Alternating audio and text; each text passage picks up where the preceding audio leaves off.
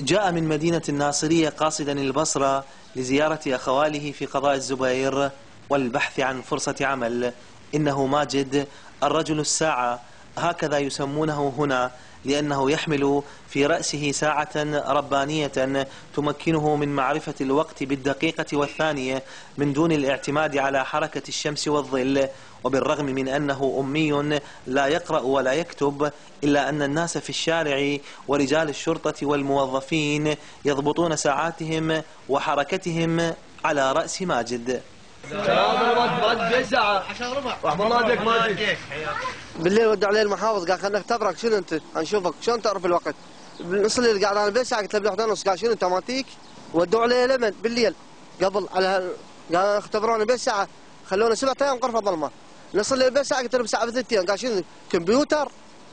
يقول ماجد إنه يتحدى توقيت غرينتش في دقة توقيت رأسه. هذا طبعا إذا كان طعامه لحما أو دجاجا أو سمكا، إلا أن ساعته تبدأ بالتأخير والإنقاص كلما أكل باذنجانا أو بقوليات. اصطحبناه إلى المطعم فحول نصف دجاجة إلى بقايا عظام ليضبط عقارب رأسه. يعني بناكل لحم مضبوط، بناكل باذنجان اقوم انقص، بناكل فاصوليا عدس اخربط.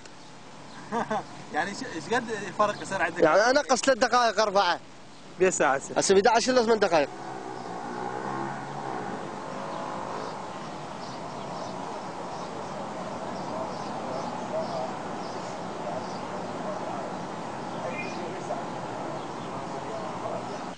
ماجد ساعة بشرية تمشي على قدمين، ليست لها عقارب ولا بطارية ولا شاحن، بل له قلب. ماجد في 27 من عمره، أخ ل6 فتيات وأبواه شيخان. حلمه الوحيد هو إيجاد وظيفة تمكنه من إعالة أسرته والزواج من امرأة يشبك دقات قلبه مع دقات قلبها. من قضاء الزبير في البصرة، علي خلف، العربية.